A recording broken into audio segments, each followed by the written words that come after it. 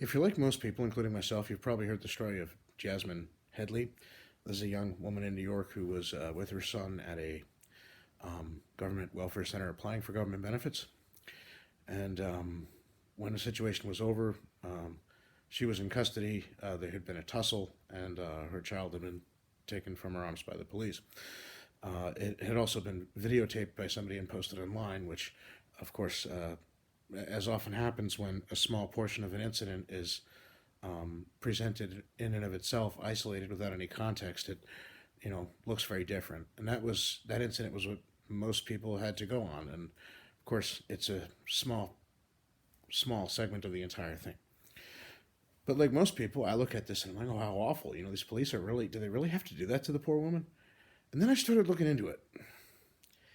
I was kind of skeptical, I guess, that you know um, everything was being told and that everything had been encapsulated in that little video. Because of course, people, everybody more or less now has a camera or a phone or something, or many people do, more so than years ago. So there's always the possibility if something happens out in public that somebody's going to start videotaping or filming. The thing is, they only start filming once something starts happening that's noteworthy. Once there starts to be a struggle, a fight, a confrontation, somebody doing something that draws their attention. Um, and of course, you don't see what happened before filming took place or anything else that might be related to the context of this. You only see what's on the film. So, um, you know, uh, we're going by that and we're like, what happened? Well, story is uh, Miss Headley went in there to apply for government benefits and there weren't any chairs apparently. So she sat on the floor. When somebody told her she couldn't sit in that particular spot because it might obstruct, going in and out. Keep in mind, this is a government building and they have to abide by particular safety rules. That person might not have cared that she was sitting in that spot, but they also could be, uh, they don't want to get in trouble for allowing somebody to, let's say, block an exit or something. So, they told her to move, and her response was to employ a lot of profanity, a lot of the F word. Um, Now, I cuss a sight more than I probably should sometimes. I try not to do it in public because, well, it usually doesn't reflect well on you. And I have to wonder, somebody who's holding a 17-month-old child in her arms and talks like a drunken sailor when they're simply asked to move because they're blocking the ability of people to pass through that area. Um, like I don't know about you. I've been in places where I had to sit down on the floor because there wasn't a chair. I usually don't sit directly on the floor. I'll usually, you know, squat or crouch. But yeah, I've been on trains where I had to do that, or where I had to stand. And I was holding a bike at the time. I was commuting, for example, when I was taking the train into Newark. I was riding my folding bike a lot. I don't know how much a 17-month-old child weighs, but I can tell you my folding bike wasn't all that light, and it was made out of steel. So yeah, um, yeah, standing or sitting in a place holding something is that's large is going to be tiresome. But that's another thing. She wasn't holding the baby while she was standing or sitting. The baby was apparently in a stroller, according to a police report. And she only picked the baby up once police were called. So anyway, what happened is uh, she's basically cursing out these security people and telling them to bleep off and this, that, doing the next thing. Again, liberal use of an F word. You got to wonder what her young kid's vocabulary is going to be like in a few years. And yeah, uh, they see this, and as anyone would in a place of business or a government office or any other public place, you see somebody, cursing up a storm and being, causing a disturbance.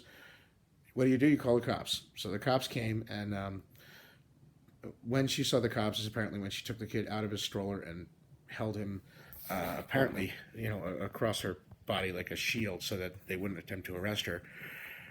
Once the scuffle broke out, apparently she was doing all kinds of stuff to try and hold on to the kid. I guess she was convinced that as long as she had a kid, she couldn't be taken into custody. Apparently, she was like wedging the kid's body like between her legs to try and hold on to him. I mean, this doesn't sound like the act of a mother who's concerned about the safety of their baby. At the same time, I also understand, of course, adrenaline is running at this point, and regardless of whose fault the confrontation is, the mother's instinct to maintain hold of her child may have taken over. But the point is, it's kind of hard to sell me on being concerned about your baby when you're like squishing him between your thighs to try and keep the police from taking him away from you so they can arrest you, because at this point you're being disruptive.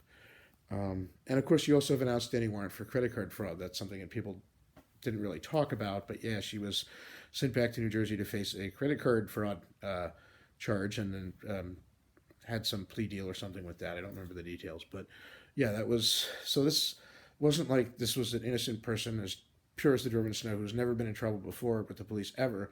This was somebody who had a history of bad decisions and doing things they shouldn't be doing, like stealing. I don't know about you. I don't feel particularly bad for people who steal credit card numbers. Somebody tried to steal my debit card number once. They went to like a fast food joint and got takeout with it at a time that I never go to that town. And I was like, what the hell? I know that's not me. And yeah, it wasn't a lot of money, but the inconvenience was maddening. I had a lot of stuff to do during that week, and for a week I couldn't access my bank account while they sorted it out. And since I'm not rich and I don't have a crap load of money, cash money on hand at all times, I was like, there was stuff I couldn't get done that needed to get done because I couldn't get to my account because somebody thought it'd be funny to steal my account number. So yeah, I don't have a lot of sympathy for people who do fraud. And of course, whether or not she was guilty of fraud or committed fraud is a separate issue from how she conducted herself in this case. But it can certainly inform our likely understanding of it, right? I mean, this is not a person who's new to get in trouble with the law, apparently. And then you have how she acted during the actual tussle. It wasn't like, again, like she was defending the baby, like, oh my God, my baby. It was like, I'm going to hold on to this damn baby because as long as I have this baby, you're not arresting me. Which, again, I don't know how much of that was just her adrenaline going as a mother, like, oh my God, I have to hold my baby, and how much of it was really thinking, well, I'll use the baby as a shield. But I do know that what found its way into the police reports and into some news articles on the subject that people aren't talking about was that, according to the assessment of pretty much all the officers involved, she was using the baby as a shield so that they wouldn't arrest her. Also, she kicked at least one of the officers and bit another one on the forearm. And I've seen photos of, a visible human bite mark. It wasn't deep. It wasn't like the officer got bit by jaws or anything. But, damn, biting somebody? I mean, like, what the... This was a fight. This wasn't like the police beating up an innocent person who wasn't doing anything, like, and resisting and wasn't doing anything back. This was a brawl. It was just a brawl where there were more people on one side than the other. But it wasn't like this poor woman, I mean, I don't know about you. I have never been, I've never bitten anybody. Like, who does that? I mean, aside from Mike Tyson, maybe, or Hannibal Lecter.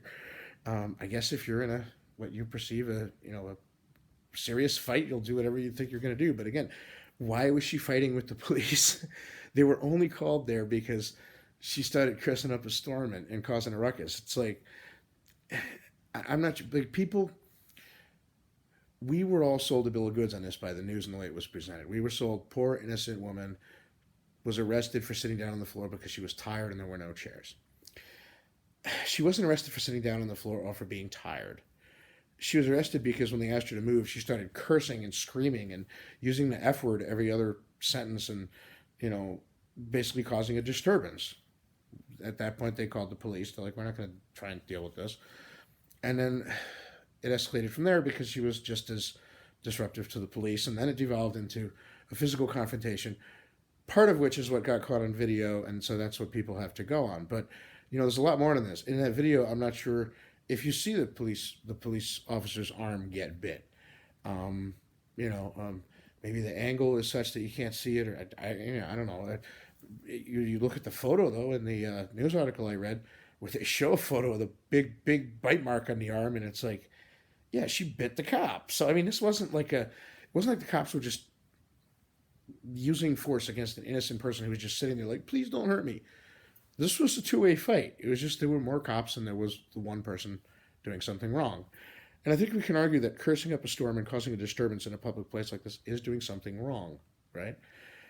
Especially, I don't know about you, every government building I've gone into that's not like the rinky-dink local town hall If I go to when I was working for mountain bike access, we had to go to a lot of county meetings where the freeholders meet at the county seat. The the county government building has metal detectors and guards there. Same thing with the courthouse. Every time I've had to go to jury duty, there's metal detectors, there's guards. You find this in a lot of public buildings. Heck, you even find it in some schools now. So the idea that you'd have the staff or the security personnel at a public place, there to prevent a disruption or somebody doing something potentially violent, and then when they see somebody start cursing and hollering, of course they're going to either take action or call the police. I mean, if I was in the courthouse, let's say I was on jury duty, and a guy next to me got up and started screaming and cursing at the judge, what do you think would happen? Right? What do you think would happen? The bailiff or the sheriff's officer or whoever would escort that guy out of there, and he wouldn't be coming back to jury duty. He might be needing a jury of his own, depending on how far it went, but he wouldn't be going back to jury duty. So yeah, yes, it's a horrible thing. It'd be nice if it never happened. It would be nice if they just simply, asked the woman to leave and she left. Although at least this way they did manage to take custody of somebody who had failed to show up to answer a fraud charge in another state. This thing happened in Brooklyn. She apparently was defrauding people here in New Jersey. So, as somebody from New Jersey, I mean, I'm kind of glad that she got caught. I'm maybe a little less likely to have somebody try to defraud me now. But the point is that it would have been nice if this whole thing went down without a violent tussle, without a struggle, without violence. Nobody likes violence. But, I'm kind of sick of people being presented as innocent victims of aggressive police, and then it turns out they were causing a public disturbance or cursing or threatening somebody or doing something. It's very rare that it does happen, but it's very rare that it's an innocent person literally minding their own business and they're just attacked by the police. It seems to me, in the cases that are put forth with the most emphasis on this poor innocent woman, it usually turns out it's not really such a poor innocent woman. And in this case, certainly, using your child as a shield to try and avoid arrest after you cause a disturbance and the cops are called. Obviously, having an outstanding warrant for fraud is something that most of us don't do because we don't do frauds. So, I'm looking at this and I'm like, okay, like there are real victims of actual police brutality out there, aren't there? Why don't you spotlight one of them? Why are there so many people talking about this as if she's like, I don't know. It seems people are trying to make her like some kind of civil rights figure. Like this is Rosa Parks not wanting to get up from the bus. No, I'm sorry. I don't know how Rosa Parks talked. I never met her. I never saw like a live video interview with her, but I'm pretty sure she didn't curse and use the F word every other sentence. Okay. Um, and that's look, the reason that people like Rosa Parks, for example, have become civil rights notables is because they they objected to unjust government policy, and they did it in a way while still conducting themselves like grown-ups. Somebody who goes into a hissy fit and starts cursing and screaming and gets himself, you know, gets the police called on them for causing a disturbance in a public place. Yes, I'm sure there was a better way to handle it than just tell her move or leave, which is what it ultimately happened when she started arguing with the security people. But the point is, if you start cursing and causing a huge public disturbance, like, why would it surprise you to have somebody call the cops? And why would you put yourself at that risk of then having to, be taken into custody if you don't want to be taken into custody, either because you just don't want to get arrested or because, maybe the reason she really didn't want to get arrested is because she knew she had skipped out on a fraud case in a nearby state. Not for nothing, right?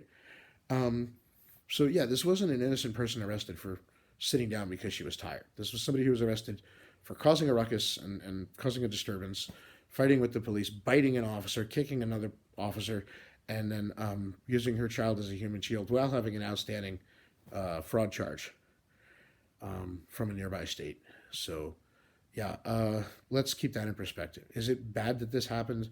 I'm sure everybody involved, from the other people there who were probably scared by this to the the woman involved and her son, Miss Headley and her son. I'm sure they would have both rather this never happened, and so would everybody else in the room, from the bystanders to the policemen.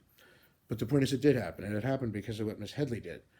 Again, it would have been nice if other people had maybe tried to handle things a little differently, like the security guards before they got to the point of calling the police. But ultimately, it's like they can only do so much to mollify somebody. You know, if you ask somebody to please move so they're not blocking like the door or something, and the first thing they do is say "f you," it's going to be downhill from there.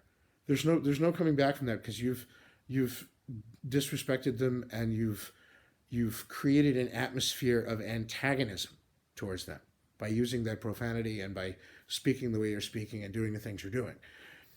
I can disagree with somebody and I can walk away saying to myself in the back of my mind, that person's a so and so. But if I start screaming and cursing at them, like the situation is going to devolve. The situation is going. If you're somebody, let's say for example, um, a criminal with an outstanding warrant for fraud who wants to avoid getting picked up by the police because of that, then maybe it's best if you don't go around cursing and causing a disturbance and drawing yourself to the attention of authorities. Just a thought. Now, again, what happened once the police got involved, when it devolved into a violent tussle? I mean, I'm trying to think of how they could have handled it differently. I don't know. I'm not a cop. But, again, keep in mind, this wasn't somebody who was, just arrested for being tired and sitting down. This was somebody who was causing a big disturbance, whose first response in trying to argue with the other people was not to try and explain herself, but to raise her voice, start screaming, and start cursing. Um, and again, I got to wonder, cussing like that in front of while sitting there with your like 1 year old kid. I got to wonder what that kid's vocabulary is going to be like when he's 2 years old, right? um, and then the biting the cop, kicking the other cop, the outstanding fraud charge. It's like, look, I hope this person turns their life around and they turn out to be a nice person and all that. But somehow I doubt it. And it kind of amazes me. You have people who are the victims of accidents hit by drunk drivers. You have people who really are the victims of physical violence, either by criminals or actual cases of police brutality, whatever. Um, and who do they choose to start a GoFundMe campaign to raise money for? This person, right? Somebody with a fraud, with a outstanding fraud charge, and you're going to start a fundraising campaign for them. Yeah.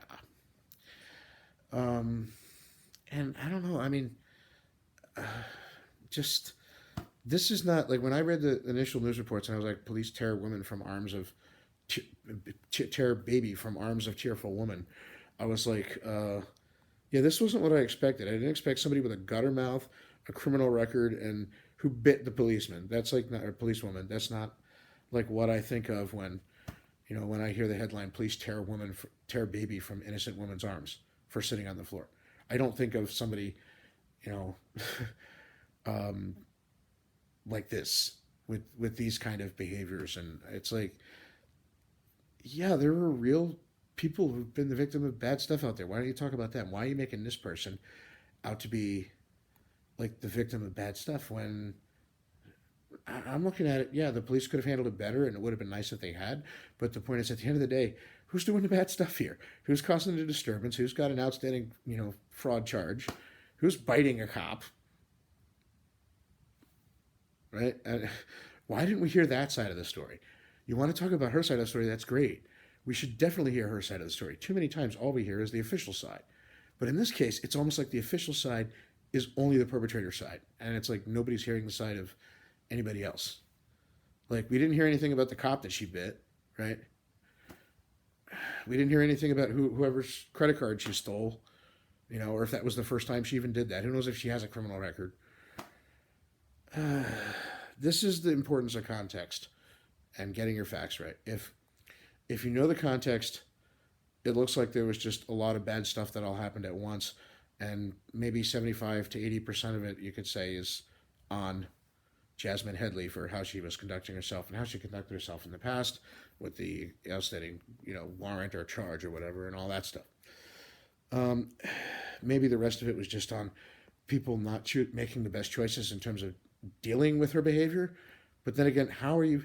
You're a civilized human being working in an office. How are you supposed to deal with somebody who, when you ask them to move, responds with, don't get effing in my face and F this and F that and F that, and this woman has a very limited vocabulary, I mean, but speaking of limits, the problem with not getting all the facts out there is it limits how you can see the case.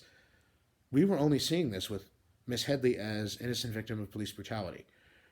Once I learned more about it, I was like, yeah, there's probably some stuff that people did wrong on both sides, but it looks to me like most of the wrong is on Miss Hadley, not on the police or anybody else. Or, it's like this whole thing could have been avoided if she just didn't curse as much and didn't cause a disturbance and didn't have an outstanding warrant.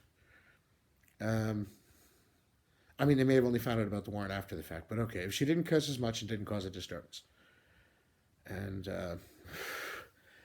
I don't know. I mean, like, two people can read the same news, and if it's reporting all the facts, they could still come up with different conclusions. But what worries me is when 9 times out of 10, only like half or a third of the facts get reported, and then what you end up with is a distortion of the facts. It's like, there are people out there who literally think this was about a poor woman who was tired and was arrested for sitting on the floor. Again, no, she wasn't arrested for sitting on the floor. She was arrested for causing a disturbance when she was asked to move from the floor, and then when they tried to arrest her and she used her son as a human shield, bit the cop, kicked the other cop, and then they found out she had an outstanding warrant. So yeah,